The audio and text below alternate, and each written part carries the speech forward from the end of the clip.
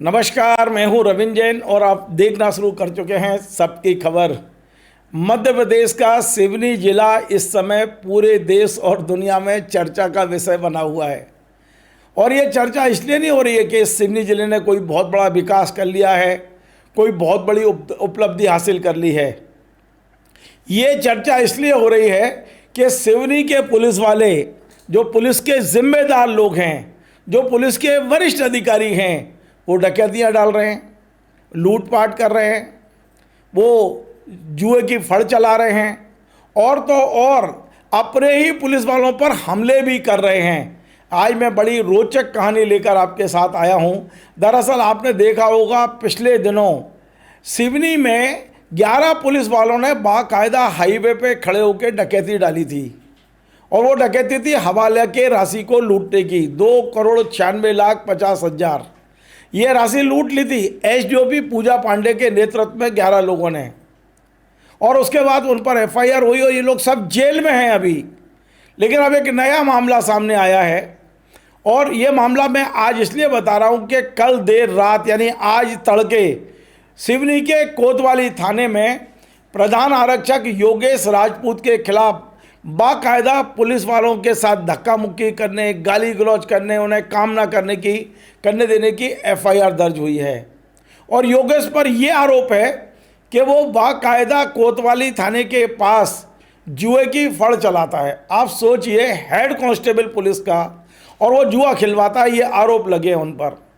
पूरा मामला ये है कि जब ये डकैती वाला अध्याय चल ही रहा था तभी एक नई कहानी सामने आई थी।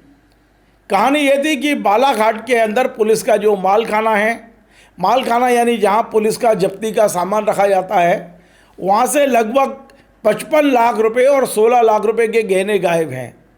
वहाँ जो मुंशी तैनात था राजीव पंद्रे, जब उससे पूछताछ की गई तो उसने बताया कि ये राशि वो निकालकर जुए में हार गया है। अब तहकीकात की गई, कुछ लोगों को गिरफ्तार किया गया तो कहानी निकल कर आई कि सिवनी में कोतवाली के पास बाकायदा जुए की फड़ सस्ती है, टेंट लगा के, और इसको संरक्षण देते हैं वहाँ के जो प्रधान आरक्षक हैं सिवनी के, जिनका नाम है योगेश राजपूत। योगेश राजपूत पर बाकायदा आरोप लगे, पर उनकी कुछ व्हाट्सएप चैट मिली, कुछ प्रमाण मिले। उसके बाद में 19 अक्टूबर को बालाघाट पुलिस ने योगेश से पूछताछ के लिए उनके घर पहुंची थी। लेकिन योगेश ने सहयोग करने के बजाय अपने तमाम लोगों को बुला लिया और पुलिस से धक्का मुक्की की, गाली गलौज की और जो कुछ हो सकता है उनको कार्य में, सरकारी कार्य में बाधा डालने की कोशिश की। इसके बाद पुलिस वापस चली गई। पहले कोतवाली गई, मीटिंगें हुई, जो कुछ हुआ है, पुलिस वापस चली गई। बाद में बाकायदा बालाघाट एसपी ने इस योगेश पर 5,000 रुपये का इनाम घोषित किया गिरफ्तारी पर। लेकिन हमें खबर ये मिल रही है कि योगेश ने योजनाबद्ध तरीके से तथाकथित एक सुसाइड नोट लिखा है और अपने घर पर रखकर वो लापता हो गया है। उनका वो जो कथित जो सुसाइड नोट है, उनके बेटे जतिन राजपूत ने कोतवाली में जमा भी किया है और लापता होने की सूचना भी दी है। अब मैं आपको बता दूं कि योगेश राजपूत वहाँ राजनीतिक संरक्षण में काम करता है। उसका भाई ब्रजेश राजपूत बीजेपी का नेता है और ये लोग वहाँ पर स्थानीय नेताओं के बड़े संपर्क में हैं। अब ये सारी जानकारी जब आईजी जबलपुर को मिली, प्रमोद वर्मा जी को, तो उनने सितंबर में ही, यानी ये जो हवाला की लूट हुई है, इसके पहले ही योगेश राजपूत को 26 सितंबर को नरसिंहपुर के लिए रिलीव कर दिया था, हटा दिया था वहाँ सिवनी जिले से। तमाम राजनीतिक प्रभाव के बाद भी आईजी ने किसी की नहीं सुनी और ना तो सस्पेंड किया, ना कोई बड़ी कार्रवाई की, केवल ट्रांसफ़र किया था योगेश का। लेकिन योगेश को रिलीव भी कर दिया था 26 सितंबर को। लेकिन योगेश ने हाईकोर्ट से स्टे लिया, वो ना तो वहाँ वहाँ ज्वाइन हुआ, ना कुछ किया उनने।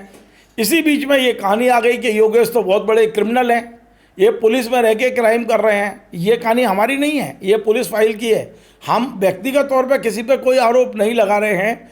पुलिस की एफआईआर में जो दर्ज है, हम वही कहानी आपको सुना रहे हैं। अब मैं आपको बता दूं कि 19 तारीख को जब बालाघाट पुलिस, वहाँ पर जो एसआई है अमित अग्रवाल, और वहाँ पर जो डीआर हैं उनके नेतृत्व में जब वहाँ आए थे तो बाकायदा उनके साथ धक्का मुक्की हुई, गाली गलौज हुई, वो वीडियो वायरल हुए हैं सारे के सारे।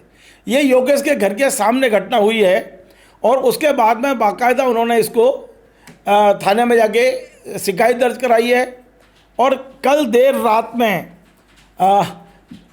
प्रकरण क्रमांक 899/2025 सिवनी कोतवाली में बीएनएस की धारा 121(1), 132, 221, 296, 324(2), 351(3) और 191(2) बीएनएस की धाराएं, इनके तहत योगेश और योगेश के जो परिचित थे, जो योगेश के पक्ष में वहाँ पुलिस वालों से विवाद कर रहे थे, ब्रजेश राजपूत जो योगेश का सगा भाई है, बीजेपी का नेता है, नरेंद्र ठाकुर जो अपने आप को वकील बता रहे हैं, उनका भी एक क्रिमिनल रिकॉर्ड हमारे पास पहुंचा था, अखिलेश खेड़ीकर, ओम प्रकाश मुन्ना और कुलदीप ठाकुर, अजय ठाकुर सहित अन्य 8-10 लोगों पर ये एफआईआर दर्ज हो गई है।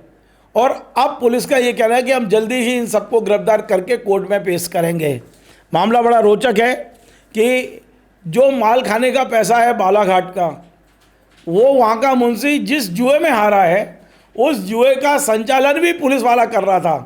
पुलिस वाला जुआ खेल रहा है, पुलिस वाला जुआ खिलवा रहा है, पुलिस वाले के सारे प्रमाण हैं। और उसके बाद में आप देखिए कि सिवनी में क्या हो रहा है। क्या पुलिस ही गुंडा बन गई है? क्या पुलिस ही अपराधी बन गई है? पुलिस ही डकैत बन गई है? पुलिस ही जुआरी बन गई है?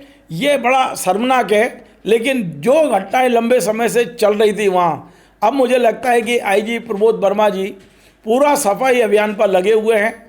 हालांकि थोड़ा खबरें पुलिस से विपरीत जा रही हैं, लेकिन इस बात का सुकून है कि वहाँ कार्रवाई हो रही है। अभी आपको मालूम है कि जिस मामले में वो कोतवाली में जो एक हवाला का जो जिस व्यक्ति का पैसा था वो शिकायत करने आया था, उसके साथ मारपीट हुई थी, तो उस मामले में भी अब हमारे पास खबर आ रही है कि किशोर बामनकर जो टीआई थे कोतवाली के, उन्हें हटा के नरसिंहपुर भेज दिया गया है। और वहाँ एक आरक्षक है शेखर, उसका बताते हैं कि ये योगेश राजपूत के साथ था, लेकिन उस दिन धक्का मुक्की में नहीं था, उसे हटा के पांडुरना कर दिया गया है। यद्यपि उसका भी एफआईआर में नाम नहीं आया है, लेकिन कोई ट्वीट मिले हैं, मुझे बताया कि शेखर भी इस पूरे जुआ वाले मामले में शामिल है। तो आप सोचिए, आज मैंने पूरी कहानी आपको सुनाई है कि सिवनी के अंदर तो पुलिस वाले ही सारे अपराध कर रहे हैं। मुझे लगता है कि अपराधियों को भी शर्म आ रही होगी कि जो खाकी पहन रहे हैं और खाकी पहन के सड़क पे लूट कर रहे हैं, सड़क पे डकैती डाल रहे हैं, जुए के फड़ चलवा रहे हैं, पुलिस वाले उससे पूछताछ करने आते तो उनके साथ धक्का मुक्की और गाली गलौज कर रहे हैं। तो निश्चित तौर पे ये जो माहौल था राजनीतिक संरक्षण में, मैं बार बार बोलूँगा, उसको कल देर रात, कल यानी कि 26 अक्टूबर की देर रात, कल शाम को मुख्यमंत्री डॉक्टर मोहन यादव ने जबलपुर में वरिष्ठ पुलिस अधिकारियों की बैठक ली है और सिवनी को लेकर उन्होंने रिव्यू किया है।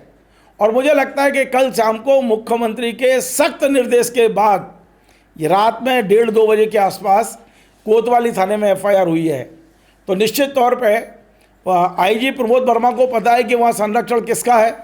तो कल उन्होंने मुख्यमंत्री से चर्चा की है, सारे हालात सीएम को बताए हैं और सीएम का ग्रीन सिग्नल मिलने के बाद उन्होंने एफआईआर कर दी। रात में लेट नाइट फ़ोन पहुंच गया कोतवाली थाने में कि इन सब पे एफआईआर करो जो यहाँ जुआ खिलवा रहे थे। तो बहुत बड़ी खबर है कि अब सिवनी में सफाई अभियान शुरू हो चुका है।